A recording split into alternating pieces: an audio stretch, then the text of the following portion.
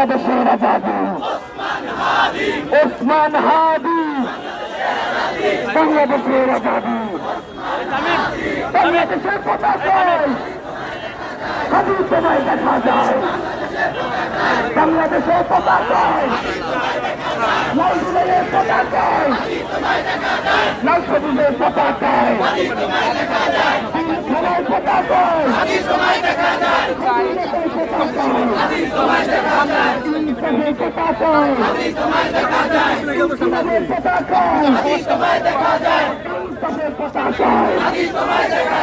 বাংলাদেশের আজাদী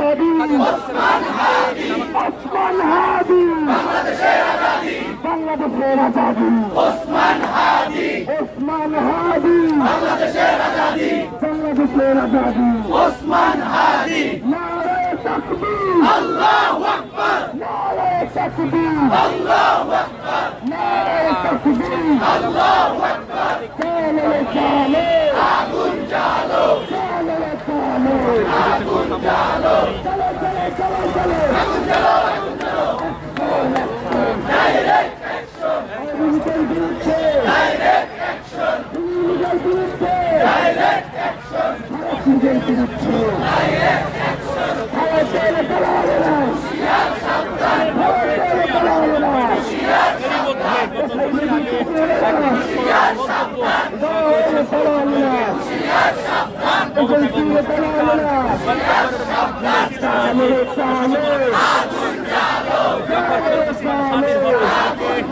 ইন্ডিয়াতে গ্রেপ্তার করা হয়েছিল। তারপরে মুখ্যমন্ত্রী তাকে কল করেছিল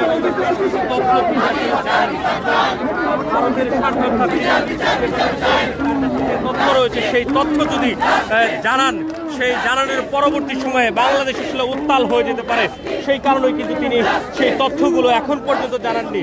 আসলে কি তথ্য তার কাছে লুকায়িত রয়েছে, শরীফ ওসমান হাদিকে হত্যার পিছনে কারা জড়িত রয়েছে, সেই বিষয়গুলো কিন্তু এখনো অস্পষ্ট রয়েছে। সেই স্পষ্ট করার জন্য কিন্তু আমরা দেখছি এই মুহূর্তে তারা স্লোগান দিচ্ছেন।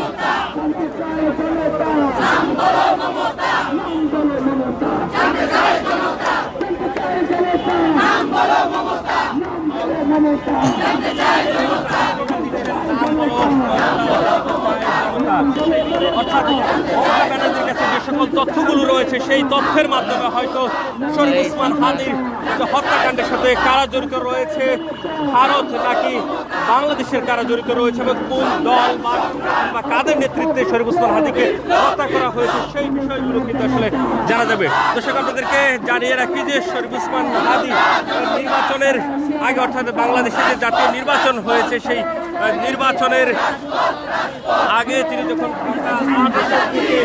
নির্বাচনে দাঁড়িয়েছিলেন, সেই সময়ে তাকে এমনই এক শুক্রবারে নামাজের পরপরে কিন্তু হত্যা করা হয়েছে গুলি করার মাধ্যমে। এবং তার পরবর্তী সময় থেকে আমরা দেখে আসছিলাম বাংলাদেশের সর্বস্তরের মানুষজন কিন্তু জেগে উঠেছিল।